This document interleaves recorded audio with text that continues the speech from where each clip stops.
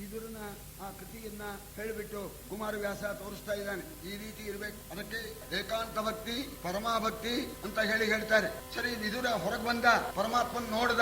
ನೋಡಿದ ಕೂಡಲೇ ವಿದುರನಿಗೆ ಸಂತೋಷ ಹೆಚ್ಚಾಗ್ಬಿಟ್ಟು ತನ್ನ ದೇಹನೇ ಮರ್ತ ಕೃಷ್ಣನ್ನೇ ನೋಡೋದ್ ನಿಂತ್ಕೊಂಡ. ಕೃಷ್ಣ ಯೋಚನೆ ಮಾಡ್ದ, ಏನು ಬಹಳ ಸಂತೋಷದಿಂದ ನೋಡ್ತಾ ಇದ್ದಾನೆ, ನೋಡ್ಲಿ ಅಂತ ಸುಮ್ಮನೆ ವಿದುರನ ಮುಂದೆ ಸ್ವಾಮಿ ನಿಂತ್ಕೊಂಡ್ಬಿಟ್ನಂತೆ. ಆಗ ವಿದುರ ಕಣ್ಣು ತುಂಬಾ ನೋಡ್ತಾ ಇದ್ದಾನೆ, ಪರಮಾತ್ಮನ ಪಾದಗಳಿಂದ ಶಿರಸ್ಸಿನವರೆಗೂ ಕೂಡ ನೋಡ್ತಾ ಇದ್ದಾನೆ. ಹೇಗಿದ್ದಾನೆ ಪರಮಾತ್ಮ? ಇಲ್ಲಿ ಆ ಕೃಷ್ಣನ ಸ್ವರೂಪವನ್ನ ಕುಮಾರವ್ಯಾಸ ಬಹಳ ಚೆನ್ನಾಗಿ ವರ್ಣನೆ ಮಾಡ್ತಾ ಇದ್ದಾನೆ. ವಿದುರ ನೋಡ್ತಾ ಇದ್ದಾನೆ, ಹೇಗಿದ್ದಾನೆ ಪರಮಾತ್ಮ? ಸಿರಿ ಮೊಗದ ಕಿರುಬೆಮರ ತೇಜಿಯ ಖುರಪುಟದ ಕೆಂಧೂಳಿ ಸೋಂಕಿದ ಸಿರಿಮುಡಿಯ ಸಿರಿಮೊಗದ ಕಿರುಬೆಮರ ತೇಜಿಯ ಖುರಪುಟದ ಕೆಂಧೂಳಿ ಸೋಂಕಿದ ಸಿರಿಮುಡಿಯ ಕುಡಿಮೀಸೆಯಲಿ ಕೆಂಪಡದ್ದರೇಣುಗಳ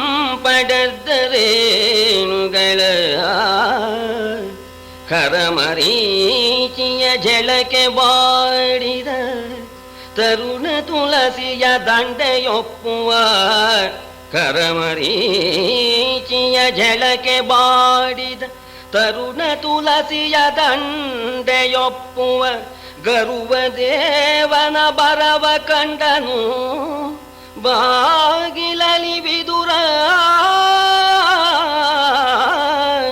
ಸಿರಿಮೊಗರ ಸಿರಿಮುಡಿಯ ಗರುವ ದೇವನ ಬರವ ಕಂಡನು ಬಾಗಿಲಲಿ ವಿದುರ. ಈ ಪದ್ಯದಲ್ಲಿ ಒತ್ತಕ್ಷರವೇ ಇಲ್ಲ ನೋಡಿ, ಹ್ಯಾಕ್ ಬರ್ದಿದ್ದಾನೆ ಕುಮಾರವ್ಯಾಸ ಅಂತ. ಒಪ್ಪುವ ಅಂತ ಅಲ್ಲಿ ಒಂದು ಒತ್ತಿದೆ ಇಡೀ ಇಷ್ಟು ದೊಡ್ಡ ಈ ಪದ್ಯಕ್ಕೆ. ಸಿರಿಮೊಗದ ಅಂತ, ಆ ಸಿರಿ ಅಂತ ಅದಕ್ಕೆ ಏನ್ ಬೇಕಾದ್ರೂ ಸಿರಿ ಶ್ರೀ ಅದು ಇಂಥದ್ದು ಅಂತನೂ ಹಾಗಿಲ್ಲ. ಸಿರಿಮುಖ ಏನ್ರಿ ಅದು? ಸಿರಿಮುಖ ಏನು ಸಿರಿಮುಖ ಕಣ್ರಿ, ಅದು ಹೇಳಿ ಬಿಡಿಸೋಕ್ ಬರೋಲ್ಲ, ಅದನ್ನ ಹೇಳ್ತಾ ಇದ್ದಾರೆ. ಕಿರುಬೆಮರ ಆಯಾಸ, ಹೆಚ್ಚು ಆಯಾಸ ಇಲ್ಲ, ಸ್ವಲ್ಪ ಆಯಾಸ ಆಗಿದೆ. ಅಲ್ಲಲ್ಲಿ ಬೆವರು ಹನಿಗಳು ಮೂಡಿಬಿಟ್ಟಿದೆಯಂತೆ. ಆ ಪರಮಾತ್ಮನ ಆ ಮುಖದಲ್ಲಿ ಕಿರುಬೆಮರು ಮೂಡಿದೆಯಂತೆ. ಸರಿ, ಈ ಕುದುರೆಗಳ ಕುರುಪಟದಿಂದ ಉಂಟಾಗಿರ್ತಕ್ಕಂಥ ಧೂಳು, ಅದು ಕೆಂಧೂಳು ಆ ಪರಮಾತ್ಮನ ಹಣೆ ಮೇಲೆ ಅಲ್ಲಲ್ಲಿ ಸ್ವಲ್ಪ ಹೊತ್ಕೊಂಡಿದೆಯಂತೆ.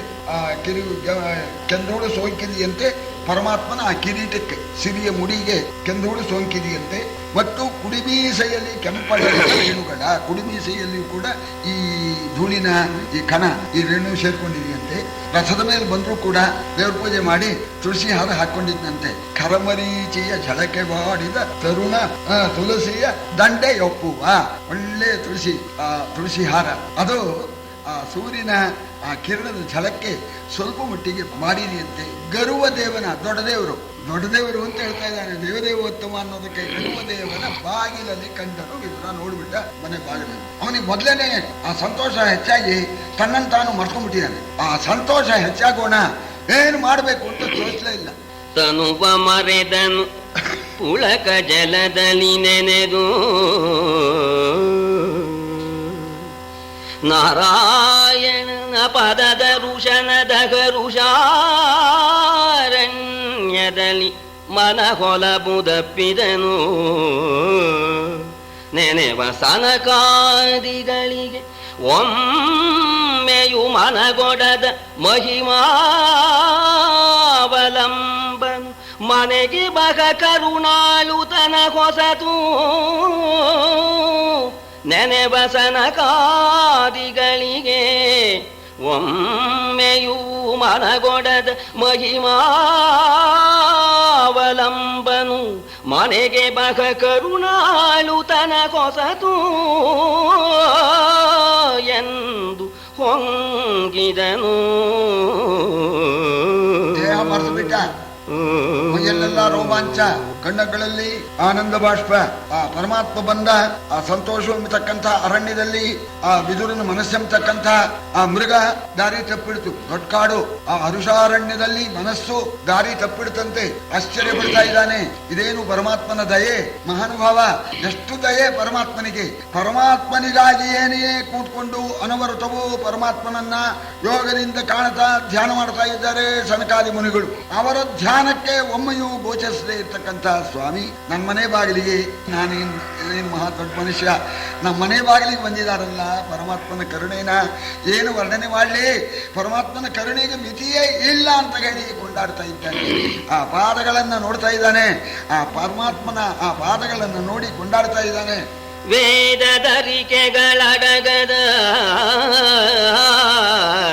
ಉಪನಿಷದಾದಿ ದಿವ್ಯ ಸ್ತುತಿಯ ಗಡನೆಗೆ ಹೋದ ಹೊಲಬಲವಡದ ಮುನಿಗಳ ಮಖಗೆ ಮನಗುಡದ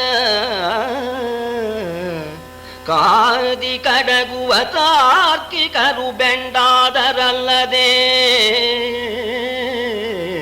ಕಾದಿ ಕಡಗುವ ತಾರ್ಕಿಕರು ಬೆಂಡಾದರಲ್ಲದೆ ನಿಜವನರಿಯದ ಅನಾದಿ ಸಿದ್ಧನ ಬರವ ಕಂಡನು ಅನಾದಿ ಸಿದ್ಧನ ಬರವ ಕಂಡನು ಬಾಗಿಲ ನಿವಿದುರ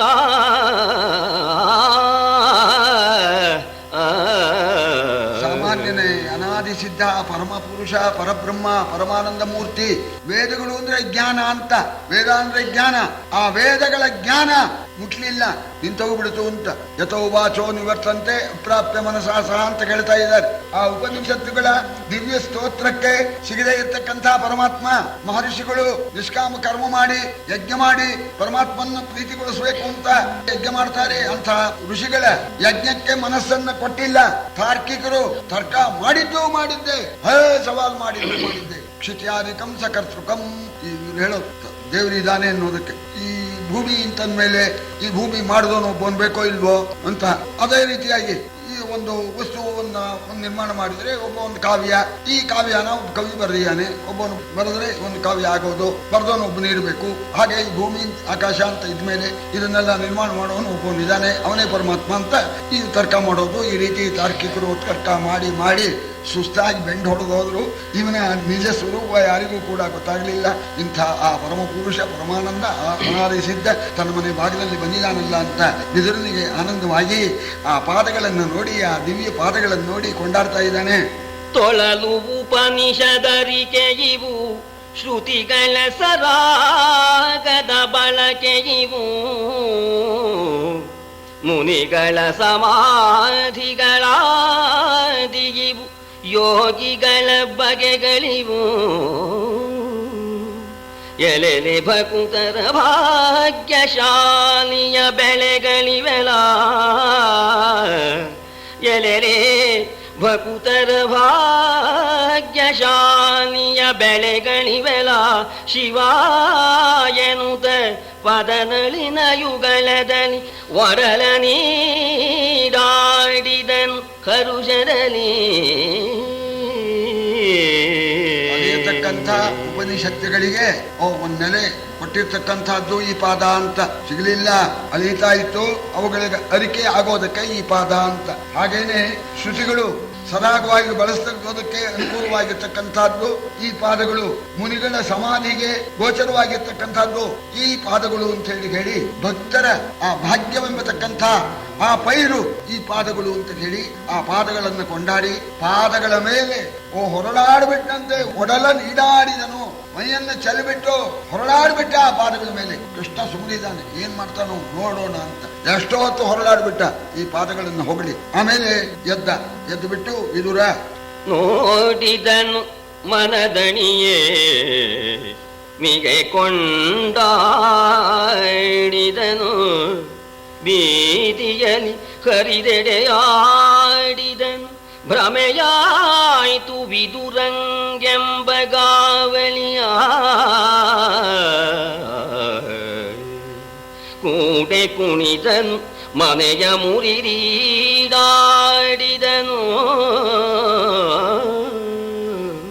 ಕೂಡೆ ಕುಣಿದನು ಮನೆಯ ಮುರಿದೀಡಾಡಿದನು ಮೈ ಮರೆದ ಹರುಷದ ಗಾಡಿಗೆಯಲಿ ಅಪ್ರತಿಮ ನೆಸೆದನು ಭಕುತಿ ಕೇಳಿಯಲಿ ಮೈ ಮರೆದ ಹರುಷದ ಗಾಡಿಗೆಯಲಿ ಅಪ್ರತಿಮ ನೆಸೆದನು ಭಕುತಿ ಕೇಳಿಯಲಿ. ಇದೊಂದು ಭಕ್ತರ ಆಟ.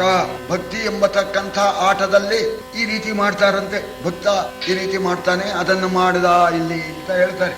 ನೋಡಿದನು ಮನದಣಿಯೇ, ಬಿರಿ ಬಿರಿ ಬಿರಿ ಬಿರಿ ನೋಡ್ತಾ ಇದ್ದ. ಕೃಷ್ಣ ಸುಮ್ಕಿದ್ದ ನೋಡ್ಲಿ ಅಂತ. ಎಷ್ಟೊತ್ತು ನೋಡಿದ್ದಂತೆ. ಮನಸ್ಸು ತೃಪ್ತಿ ಆಗೋವರೆಗೂ ನೋಡ್ದ, ಆಮೇಲೆ ಬಾಯಿ ಸೋಲೋವರೆಗೂ ಕೊಂಡಾಡ್ದ, ಆಮೇಲೆ ಓಡೋಗ್ಬಿಟ್ಟ. ಓಡೋಗ್ಬಿಟ್ಟ. ಅಷ್ಟು ದೂರ ಓಡೋಗೋದು, ಮತ್ ಬರೋದು, ಮತ್ ನೋಡೋದು, ಮತ್ ಕೊಂಡಾಡೋದು, ಮತ್ ಈ ಕಡೆ ಓಡೋದು, ಆ ಕಡೆ ಓಡೋದ, ಈ ಕಡೆ ಓಡೋದು, ನೋಡೋದು ಓಡೋದು. ಆಗ ಜನ ಸೇರ್ಬಿಟ್ಟು, ಓ ಸ್ವಾಮಿ ಏನು ಬೆಳಿಗ್ಗೆ ಚೆನ್ನಾಗಿದ್ರಿ, ಏನು ಹುಚ್ಚಿಟ್ಬಿಡ್ತೋ ಏನೋ ಅಂತ ಗಾವಳಿಯ ಕೂಡೆ ಅಂತ ಜನ ಸೇರ್ಬಿಡ್ತು. ಇಂಥದ್ದಾದ್ರೆ ಹಾಕೊಳ್ಳೋ ಜನ ಸೇರ್ಬಿಡ್ತಾರಲ್ಲ, ಅದ್ಭುತವಾದ್ದಾದ್ರೆ ಎಲ್ಲ ಸೇರಿದ್ದಾರೆ. ಎಲ್ಲ ಆಮೇಲೆ ಕೃಷ್ಣನ್ ಮುಂದೆ ಕುಣಿದ್ಬಿಟ್ಟ. ಓಡೋದ, ಬರೋದು, ಕುಣಿಯೋದು. ಆಮೇಲೆ ಏನ್ ಮಾಡ್ದ, ಮನೆ ಹತ್ಬಿಟ್ಟ. ಮನೆ ಹಚ್ಚಿಬಿಟ್ಟು ಮನೆ ಹೆಂಚಿನೆಲ್ಲ ಕೆಡ್ತಾ ಇದ್ದಾನೆ, ಮನೆಯನ್ನ ಮುರಿದು ಹಾಕ್ತಾ ಇದ್ದಾನೆ.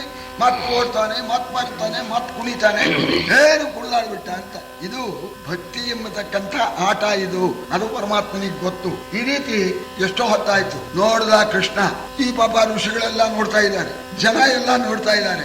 ಆಗ ಭಗವಂತ ತಾನೇ ಇವೇನ್ ಒಳಗ್ ಕರ್ಕೊಂಡು ಹೋಗಲ್ಲ, ನಾವೇನೆ ಇವನ್ ಒಳಗ್ ಕರ್ಕೊಂಡು ಹೋಗ್ಬೇಕು ಅಂತ ಹೇಳಿ, ಹಸಿದು ನಾವೈ ತಂದರೆ ಈ ಪರಿ ಮಸಗಿ ಕುಣಿದಾಡಿದೊಡೆ ವೇಣಿ ವಸತಿಯನು ಸುಗಿರೆತ್ತಿ ಬಿಸುಟರೆ ತನಗೆ ತಣಿಬಹುದೇ ವಿದುರ.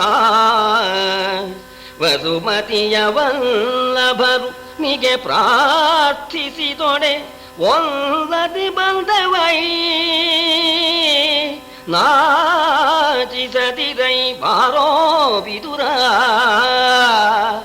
ವಸುಮತಿಯ ವಲ್ಲಭರು ಮಿಗೆ ಪ್ರಾರ್ಥಿಸಿದೊಡೆ ಒಲ್ಲದೆ ಬಂದೆವೈ ನಾಚಿಸದಿರೈ ಬಾ ವಿದುರ ಎನ್ನುತ್ತ ಒಳಗೊಕ್ಕನ ಸುರಾರೇ.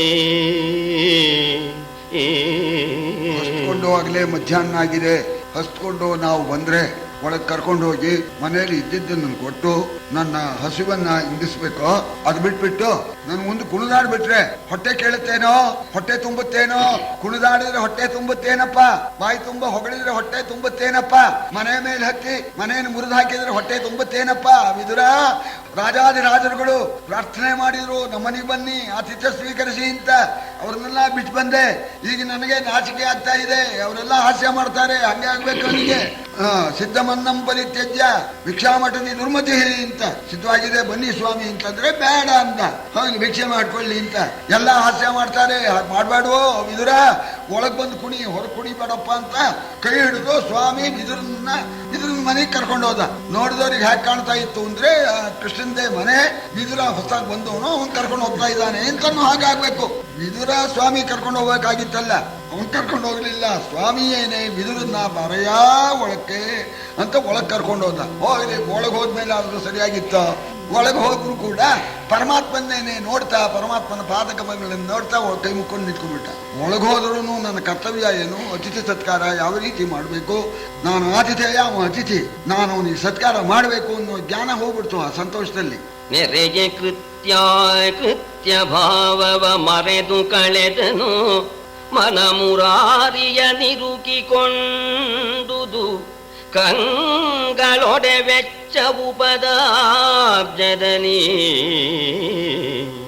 ಅರಿವು ಮಯನಾಮಯದ ಭಕ್ತಿಯೊಳು ಎರಗಿಸಿದ ಪುತ್ಥಳಿಯವನು ಅರಿವು ಮಯನಾಮಯದ ಭಕ್ತಿಯೊಳು ಎರಗಿಸಿದ ಪುತ್ಥಳಿಯವನು ಕರುಬೆರಗಕ್ಕೆ ನಿಯಕೊಂಡು ಮೌನದೊಳಿದ್ದನ ವಿದುರ.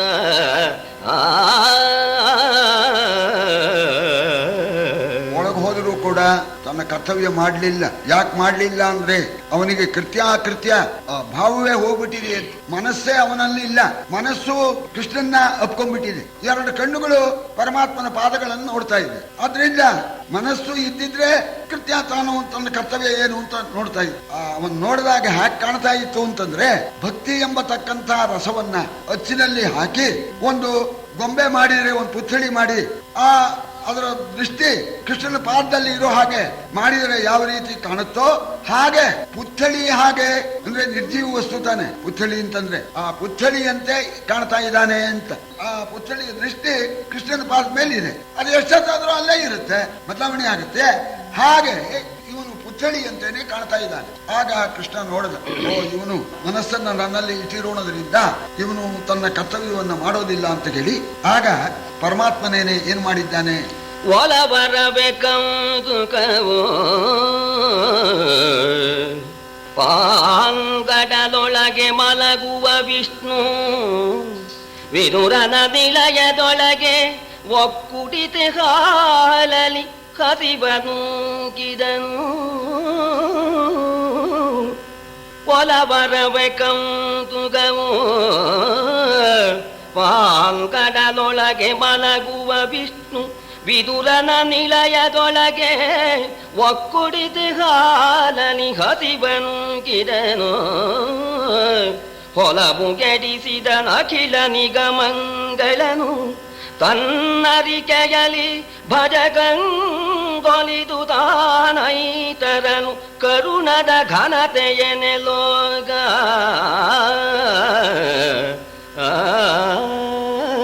ಪ್ರೀತಿ ಅಂತ ನೋಡೋ ವಿದುರನ ಮೇಲೆ ಅಥವಾ ಪಕ್ಷಪಾತ ಅಂತ ನೋಡೋ ಪರಮಾಶ್ಚರ್ಯ ಅಂತ. ಅಯ್ಯ ಜನಮೇಜಯ, ಪರಮಾತ್ಮನಿಗೆ ವಿದುರನಲ್ಲಿ ಪ್ರೀತಿಯೇ ಪಕ್ಷಪಾತವೇ ಏನು ಮಹಾಶ್ಚರ್ಯ. ಕ್ಷೀರ ಸಮುದ್ರದಲ್ಲಿ ಮಲಗತಕ್ಕಂತಹ ಪರಮಾತ್ಮ ವಿದುರನ ಮನೆಯಲ್ಲಿ ಅವನು ಕೊಡದೇ ಇದ್ರು ಕೂಡ ತಾನೇ ಹುಡುಕಿಬಿಟ್ಟು ಒಂದು ವರ್ಷ ಹಾಲನ್ನು ತಗೊಂಡು ಅದನ್ನ ಕುಡಿದು ತನ್ನ ಹಸಿವನ್ನ ನೀಗಿಸಿಕೊಂಡ.